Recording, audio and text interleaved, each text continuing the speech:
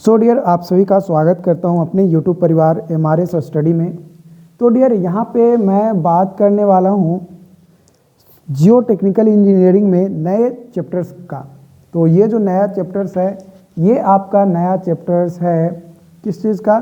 तो compaction and stabilisation of soil. Soil को कैसे कॉम्पैक्ट करेंगे, क्या प्रोसेस होता है, ठीक, क्यों ज़रूरत पड़ती है कॉम्पैक्शन करने की, और स्टेबिलिटी सॉइल के कैसे चेक करेंगे या कैसे स्टेबल बनाएंगे सॉइल को, उसके बारे में डिस्कस करेंगे इस पूरी चैप्टर्स में। हो सकता है कि 1 से 2 पार्ट में ये जो है चैप्टर्स अपना जाए, बट कोई नहीं, आपको सारी चीज़ें 1 बाय 1 देखनी है, क्योंकि अगर आप पूरी चीज़ों को देखेंगे तभी तो वो आपको समझ में आएगा।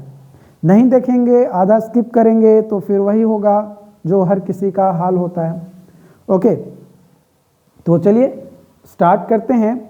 तो कॉम्पैक्शन क्या है? तो कॉम्पैक्शन एक तरीके का प्रोसेस है by which soil particle are arranged and packed artificially by mechanical means in order to decrease void ratio of the soil sample is known as compaction.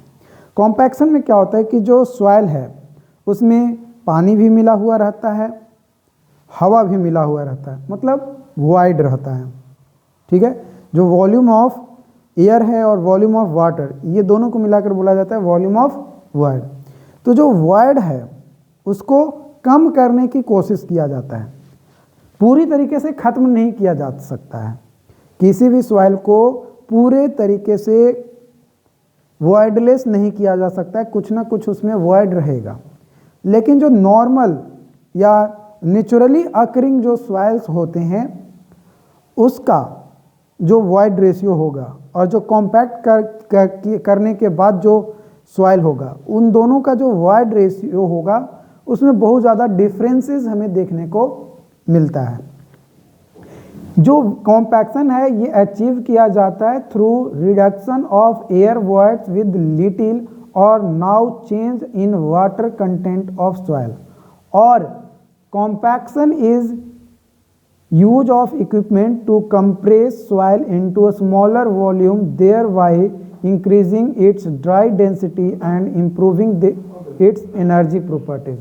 उसके जो एनर्जी प्रॉपर्टीज है उसको क्या करना, इम्प्रूव करना, ताकि एनर्जी प्रॉपर्टीज अच्छा रहेगा तो जो कंस्ट्रक्शंस हम लोग करेंगे, जो बिल्डिंग वगैरह बनाएंगे, है ना, वो हमारा क्या होगा, वो स्टेबल रहेगा, वो प्रॉपर तरीके से स्टेबल रहेगा। और उसमें मतलब एक लिमिट तक जितना लिमिट हम लोग सेट किए हैं कि हाँ भाई इतना एनर्जी जो है लोड देंगे तो ये हमारा बिल्डिंग डिसमेंटल नहीं होगा या टिल्ट नहीं होगा, तो उस चीज़ को कंट्रोल करने के लिए किया जाता है, ठीक है।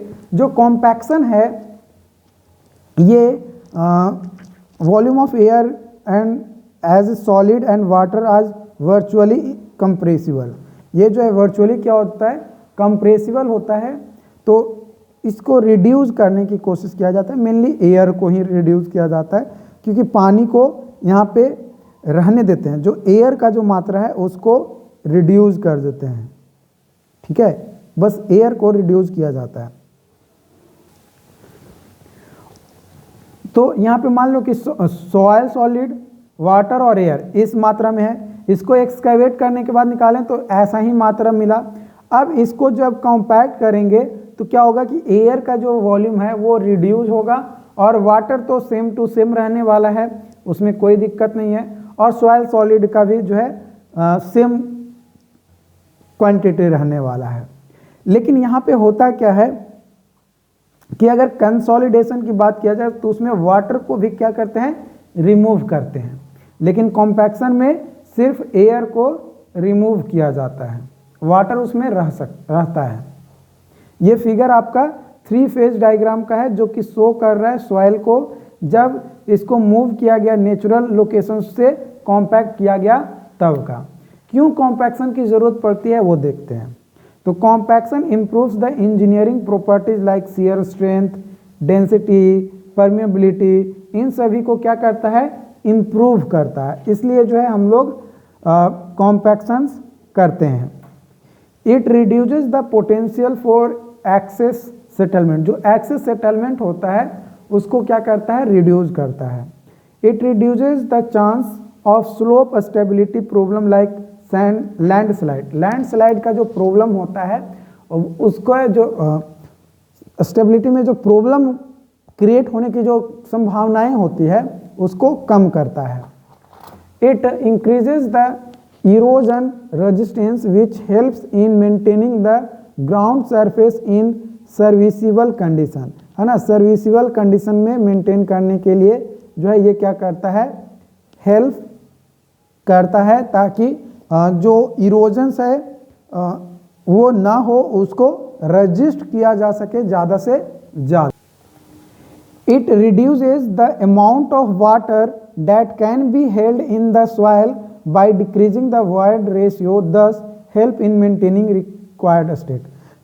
एक प्रॉपर स्टेट को प्राप्त करने के लिए जो अमाउंट ऑफ वाटर है ना, उसको भी कई बार रिड्यूस किया जाता है, बट ज़्यादा रिड्यूस नहीं करते हैं, थोड़ा बहुत, ताकि जो वॉइड रेशियो है वो डिक्रीज हो सके। और एयर को ही मेनली डिक्रीज करते हैं ताकि वो 2 फेज में, तीन फेज फिर भी रहेगा लेकिन 2 फेज के लाइक बनाने योग्य कर देते हैं।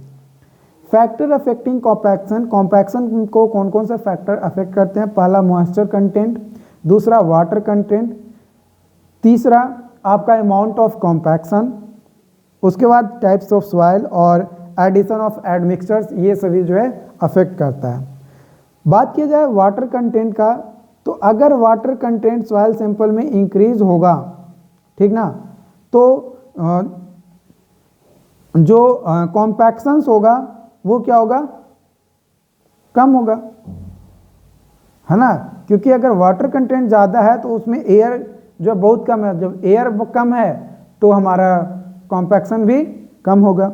Amount of compaction, amount of compaction जो है ये number of blows and density of soil के ऊपर डिपेंड करता है ना। अगर अमाउंट ऑफ कॉम्पैक्शन ज़्यादा है तो नंबर ऑफ ब्लोज और डेंसिटी भी हमें ज़्यादा लगाना पड़ेगा, as compaction increases and vice versa, और कम लगाएंगे तो कम होगा, ठीक है। टाइप्स ऑफ सॉइल, तो maximum density of any soil largely depend करता है on the types of soil। For coarse grain soil the density of soil sample is increases faster than fine grain soil sample on the same number of compaction and admixtures का additions। The different admixtures are mixed in soil sample, soil sample में mix करते हैं for the purpose of increasing the density of some different admixtures are lime, cement, bitumen, इन सभी को add करते हैं ताकि डेंसिटी को क्या किया जा सके, इंक्रीज किया जा सके। और हम लोग जानते हैं कि जैसे ही डेंसिटी को इंक्रीज करेंगे तो हमें जो कॉम्पैक्शन का जो अमाउंट मिलेगा वो क्या मिलेगा, ज़्यादा मिलेगा। उसके बाद बात करते हैं इफेक्ट ऑफ कॉम्पैक्शन। कॉम्पैक्शन का क्या इफेक्ट होगा, तो वॉइड रेशियो, तो जैसे जैसे वैल्यू इंक्रीज होगा कॉम्पैक्शन का, जो वॉइड रेशियो होगा वो क्या होगा, डिक्रीज होगा, कम होगा। परमेबिलिटी, कॉम्पैक्शन जैसे जैसे इंक्रीज होगा जो वॉइड रेशियो है वो डिक्रीज करेगा, और जब वॉइड रेशियो डिक्रीज करेगा तो जो परमेबिलिटी है सॉइल सैंपल का वो भी डिक्रीज करेगा। डेंसिटी ऑफ सॉइल सैंपल, तो जैसे जैसे सॉइल सैंपल में नंबर ऑफ कॉम्पैक्शंस इंक्रीज होगा वैसे वैसे ही डेंसिटी भी इंक्रीज होगा, यानी डेंसिटी के डायरेक्टली प्रोपोर्शन है। शियर स्ट्रेंथ, जैसे जैसे नंबर ऑफ कॉम्पैक्शन इंक्रीज होगा वैसे वैसे जो बॉन्ड्स होंगे मॉलिक्यूल ऑफ सॉइल के बीच में वो भी इंक्रीज करेगा, जिसके कारण से जो शियर स्ट्रेंथ इंक्रीज हो जाएगा।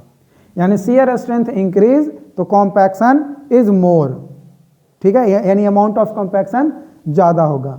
श्रिंकेज प्रॉपर्टीज, शियर स्ट्रेंथ ज़्यादा होगा तो श्रिंकेज प्रॉपर्टीज भी जो है वो कम हो जाएगा। यानी अगर बात किया जाए शियर स्ट्रेंथ ज़्यादा तो शियर स्ट्रेंथ इंक्रीज हुआ यानी कॉम्पैक्शन इंक्रीज हुआ, कॉम्पैक्शन इंक्रीज हुआ तो श्रिंकेज प्रॉपर्टीज डिक्रीज हो जाएगा। बियरिंग कैपेसिटी, बियरिंग कैपेसिटी जो है किसी भी सॉइल का वो डिपेंड करता है डेंसिटी के ऊपर। तो जैसे जैसे डेंसिटी हमारा बढ़ेगा सॉइल सैंपल का, वैसे वैसे कॉम्पैक्शन भी बढ़ता है। यानी हम लोग यह कह सकते हैं कि अगर कॉम्पैक्शन इंक्रीज हो रहा है तो जो सॉइल सैंपल का बियरिंग कैपेसिटी है वो भी इंक्रीज करेगा। ठीक, उसके बाद है स्वेलिंग कैरेक्टरिस्टिक्स। स्वेलिंग कैरेक्टरिस्टिक्स जो है ये डिपेंड करता है वेरिएशन ऑफ वाटर कंटेंट। जब कॉम्पैक्शन प्रोसेस होता है तो उसमें वाटर कंटेंट का क्या वेरिएशंस हो रहा है उसके ऊपर। तो जैसे जैसे वाटर कंटेंट इंक्रीज होगा ऑप्टिमम मॉइस्चर कंटेंट से, तो जो स्वेलिंग कैरेक्टरिस्टिक्स होगा वो भी इंक्रीज करेगा। ठीक है, स्वेलिंग कैरेक्टरिस्टिक्स जो है इंक्रीज करेगा कॉम्पैक्शन प्रोसेस में। कंप्रेसिबिलिटी, जैसे जैसे नंबर ऑफ कॉम्पैक्शन इंक्रीज होंगे कंप्रेसिव नेचर जो होगा सॉइल का वो डिक्रीज होगा। तो जब कंप्रेसिव नेचर डिक्रीज होगा तो हम लोग यह कह सकते हैं कि जो कंप्रेसिबिलिटी प्रॉपर्टी है वो क्या होगा, इंक्रीज होगा। कंप्रेसिव नेचर जो है डिक्रीज होगा सॉइल का, लेकिन कंप्रेसिबिलिटी क्या होगा, इंक्रीज होगा। ये चीज थोड़ा सा माइंडिंग है कि ये चीज आपको समझ में आना चाहिए। OMC, optimum moisture content, the water content at which soil sample achieved to its maximum dry density। maximum dry density जब soil sample अचीव कर लिया, कब, जब वाटर कंटेंट हम लोग दे रहे हैं उस कंडीशन में, तो वो हमारा ऑप्टिमम मॉइस्चर कंटेंट कहलाता है।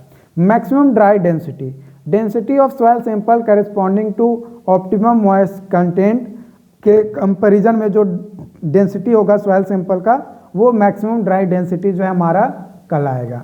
ये एक ग्राफ है जो एक्स एक्सिस है, एक्स एक्सिस पे मान लो कि आपका वाटर कंटेंट है और वाई एक्सिस पे आपका है ड्राई डेंसिटी। ठीक है, क्या है, ड्राई डेंसिटी। तो गामा डी, तो ये मैक्सिमम होगा कब, जब हमारा ऑप्टिमम मॉइस्चर कंटेंट होगा, है ना। ये जो लाइन है ये लाइन आपका बताता है 100% सैचुरेशन लाइन और जीरो एयर वॉइड लाइन। अब बात आती है कि जीरो एयर वॉइड लाइन होता क्या है ना, तो चलिए उसके बारे में बात कर लेते हैं। तो जीरो एयर वॉइड लाइन जो है ये वैसा लाइन होता है, या if all the air of soil solid या soils could be expelled by compaction, जब कॉम्पैक्शन किए और उस सॉइल में से पूरा का पूरा एयर, जितना भी उसमें एयर भरा हुआ है सभी को सभी बाहर निकाल दिया जाए, तो उस कंडीशन में जीरो एयर वॉइड लाइन आ जाएगा, है ना, क्योंकि भाई उसमें कोई वॉइड ही नहीं है, तो जीरो एयर वॉइड हम लोग कह देंगे। Soil would become fully saturated, है ना, तो उस कंडीशन में सॉइल जो है फुली सैचुरेटेड होगा, है ना सॉइल, तो उसको जो है जीरो एयर वॉइड कंडीशन या कहेंगे। प्रैक्टिकली ये जो है इम्पॉसिबल है, संभव नहीं है। ठीक है, इस तरीके का कॉम्पैक्शन करना जिसमें पूरा का पूरा एयर को जो है समाप्त किया जाए, बट उसको एज्यूम कर सकते हैं। The line showing relations between dry density is called zero air void line, और रेक्टिकल सैचुरेशन लाइन जो है उसको हम लोग बोलते हैं। तो यहाँ तक अगर हमारी ये वीडियो पसंद आई हो तो लाइक ज़रूर करें। चैनल को अभी तक सब्सक्राइब नहीं किया है तो सब्सक्राइब कर लीजिए, ताकि इस तरीके का वीडियोस का नोटिफिकेशंस आपको मिलता रहे। बाकी जो भी अपडेट्स होगा आपको जो है टाइम टू टाइम दिया जाएगा। Thank you.